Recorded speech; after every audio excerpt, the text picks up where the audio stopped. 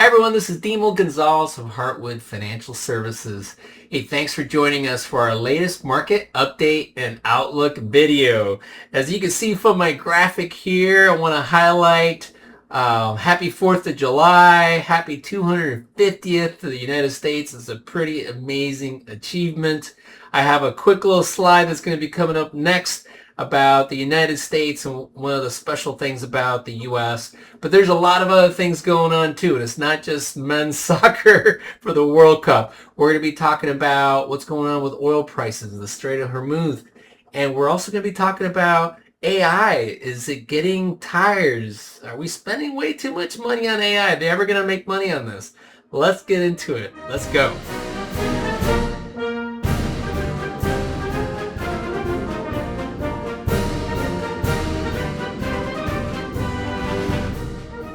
Let's get started with the asset class returns for the month of June, which also marks the end of Q2. But you can see here the month of June was a little bit rockier. We had large cap stocks, mostly driven by the large 50 companies in the US, including tech stocks that took a little bit of a leg down in the month of June. The S&P was down just a bit, 0.95, almost 1% for the month, but still has had a pretty good year so far and an even better Q2. Small caps was really the bright spot for the month of June. As you can see, small caps are up over 7% and have had a pretty stellar year to date. So we're starting to see a little bit more broadening out of the market. So that's actually kind of a good sign. Real estate was up a little bit. It's had a pretty good year as well, up 11, almost 11 and a half. International stocks also took a little pause. You can see developed international, which in this case includes some of those Korean stocks that we talked about last month that took a little pause, actually took a little step back as well. Emerging markets, which is more China and India and some of those stocks, also took a little bit of a step back, but have done pretty well year to date. Bonds actually went up a little bit, very small amounts as interest rates have come down a little bit, but even though energy prices are starting to come down, interest rates haven't really come down too much. We're going to talk a little bit more about that in the outlook, but they were up a little bit. And as you can see, up about 1.5%, almost 2% for high yield for the year. And then the other big part of the story, as I mentioned a moment ago, energy prices have come down quite a bit. And actually, gold has actually come down quite a bit for the month. So it was actually a pretty negative month for commodities overall. But as you can see, one of the best performers year to date. So kind of all over the place here. But for the recent June numbers, commodities have taken a little step back. So since we're essentially still in celebration mode of the 250th anniversary of the USA, I wanted to highlight this amazing stat that I found on the S&P 500. This shows how the S&P 500 has done over the last 100 years. I couldn't go back 250 years, but this was pretty impressive. Going back 100 years, $100 invested back in 1926 would be worth $2.2 million plus today. That is so amazing. Only in this country could we see that kind of wealth creation that was built in our public companies through the S&P 500. And what's amazing in this country is we have the ability to work and save and have access in very low cost investment vehicles to get exposure to these great American economic stories. So very proud of that fact, and just wanted to highlight that for this amazing country. Here are the latest inflation numbers that just came out a couple weeks ago. Now, as a refresher, the PCE index, this is the index that the Fed is looking at the closest. So this is why I keep bringing this one up. But unfortunately, the numbers come out at the end of the month for the prior month. So this is the inflation numbers really for the month of May, even though they came out late in June. So just, keep that with a grain of salt. The PCE headline was a little over 4%, 4.07. That seems really, really high. Of course, we all know what's been going on with energy prices. Headline inflation includes energy and food, so that is a big contributing factor to what's going on there. Luckily, the core is still in the 3 range at 3.4%. It actually only went up 0.2 for the month, so that was actually a nice thing to see. It's nice to see that core isn't being affected too much by what's going on with energy. That would actually be a bad sign. We don't want it to spill over into core inflation. That's what the Fed is really concerned about. Maybe a little overly concerned about, in my opinion, but it's definitely something to keep an eye on for sure. And 3.4% is nowhere near the 2% target that we want to hit. So that's something that, again, is concerning, which is why the Fed is talking a little hawkish here about that. This little graphic here just showed how the food for our 4th of July parties went up by about 4%, which makes sense based on the PCE headline. But the good news is it looks like that inflation numbers might start coming down based on what we're seeing with energy prices. A little teaser for later. And here's an update for the state of the economy. I call this the Big Three report, showing us some economic indicators that come out every month. And here's where we stand. The ISM manufacturing, that's actually been a bright spot actually for the last 6 months or so. That was at, just came out at 53.3 last week. Not a bad number, down a little bit from the previous month, but again, anything over 50 is a sign of growth in that area, and that has been an area that's been really focused in on by the administration, so it's nice to see that we're actually starting to see some fruits there with the manufacturing index up. ISM services, which is actually the more important number because our economy is still 70% plus services. So this is really the most important economic indicator in my opinion. It's at a 54, which is the same as last month. No change. And again, 50 is where it's growing, 50 or higher, and we're well above that 50 marker. So that's actually a pretty good sign as well. And one thing that we started to see with these PMIs is they're starting to show the pricing or what they pay, the inflation number in essence inside these surveys starting to finally tick down a little bit. So that's really encouraging to see. And then the BLS employment report actually came out on Thursday because, Friday was the holiday with the 4th. The number was a little anemic, only 57,000. The unemployment number actually ticked down, which you would be like, what's going on there? Why did the unemployment number tick down if we only had positive 57K? We were expecting closer to 100. Now, we've been on just a red hot streak here with 172 and some big numbers in the last few months. So I think we're probably seeing a little bit more of going back to the mean.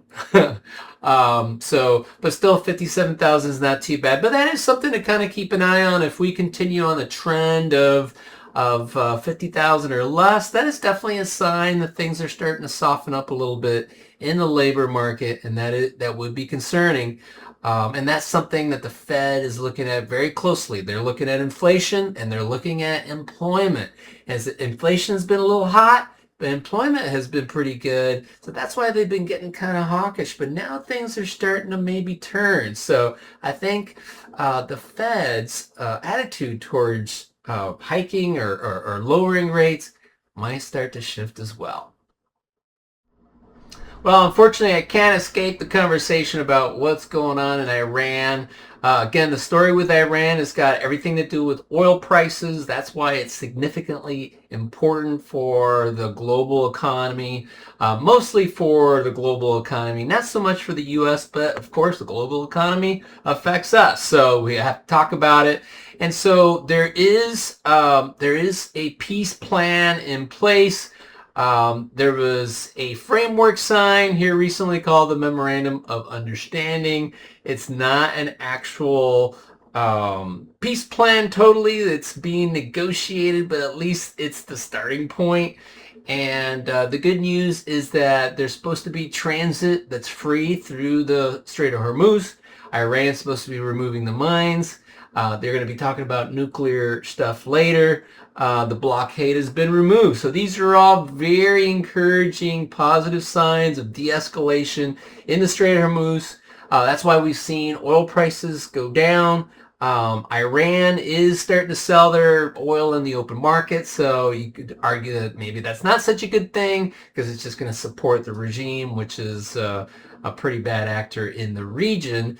And it looks like even though it's a few weeks old, there's already been a lot of infringement of this MOU. So this is going to be a touch and go. I have a feeling this may not go very smooth, and the de-escalation is not going to go in a nice, smooth downward trajectory. And so again, I think oil prices, maybe are going to stick around, but we'll see. I've been pleasantly surprised how much they've gone down here already.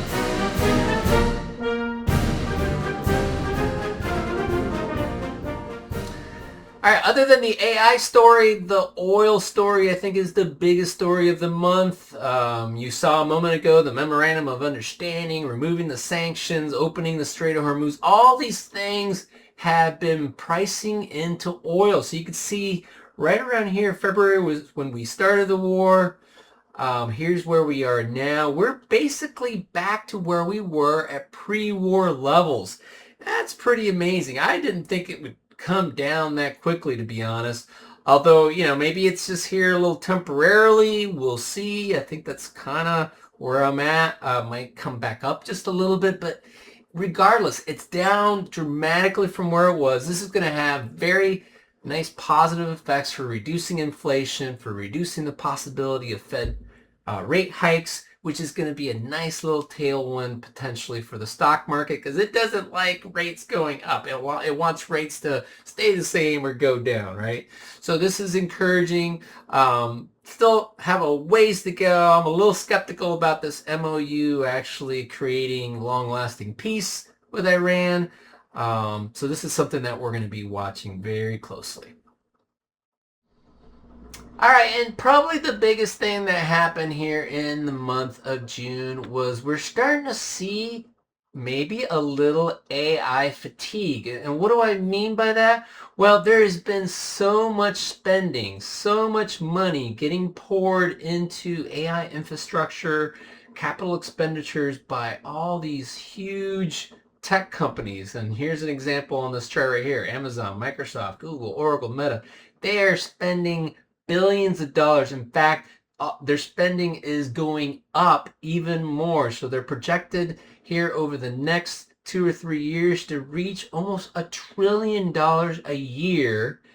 Yeah, $1 trillion. That's about as much as we spend on defense for the whole country. And these are private companies that are spending on building out the AI infrastructure. So the question that's coming up here a lot is this going too far? Are they spending too much money? Are they going to make any money to make up for all these expenditures? The market is kind of digesting that right now. So that's what we saw in the month of June. All these tech stocks are starting to get, they're not getting the benefit of the doubt that they're just going to keep making money hand over fist with their investments in AI. And I think this is a healthy pause, a healthy little correction that we're seeing. And what we've seen is we're actually seeing the money not just come out of the market, but go to other places in the market, which is why we saw small caps do better in real estate and some of these other areas. Now, the point that I would also add to help answer the question, is this fatigue gonna stick, is we could see here that the operating cash flow of these mega tech companies are still extremely strong. You can see here that the cash flow is still more than the capital expenditures. Now, I will say this chart goes to 2025. We're halfway through 2026. And this has actually changed a little bit. The capital expenditures are actually starting to outpace the operating cash flow. So I am starting to get a little bit more nervous about the spending. We're starting to see companies like Meta and Google and even Amazon that just came up this week that they're borrowing money in the debt markets so that they can spend more on AI. So that does make me a little nervous. So I think it's probably fair that the market is digesting this, thinking this through. I think this is all very healthy. This is what's going to prevent a bubble from occurring. So also why you're seeing me be a little bit more proactive with the rebalancing, which we're going to talk about next. So what does this mean for the Heartwood implications? Well, we're still pretty neutral with the overall allocation, slightly on the bullish side. And what you're seeing that we're doing right now is we're mostly holding to the positions that we have, not changing the allocation too much, but being a little bit more proactive in doing our rebalancing. So right now the rebalancing trades are trimming a little bit of tech, buying a little bit of bonds, using up a little bit of cash to shore up a little bit of international. And so this rebalancing, I think, is also a good risk mitigation strategy because trees don't grow to the sky. They eventually stop growing. And that's what we're seeing here. A little pause. Hopefully that's going to refresh the trade. I'm not going to be selling outright and reducing my positions in technology because I do think the AI trade still has more to go. It just got a little ahead of its skis, and that's a healthy thing. So we're going to be patient with that. But I think it's also wise to take a little money off the table. But we're also going to be keeping a commodity exposure, even though we're seeing oil prices go down a little bit, because I think they've gone down probably most of what we're going to see here for the year. I hope to be wrong. And in case I'm wrong, I don't have a big position there, but it's nice to have a little insurance there in case it does go back up, especially if there's another geopolitical event that happens. All right. So I hope that makes sense. If you have any questions, please feel free to reach out. And again, I just wanted to say happy 250th anniversary for the U.S. Happy 4th of July. I hope everybody had a wonderful time and you continue to celebrate how awesome the USA is. God bless.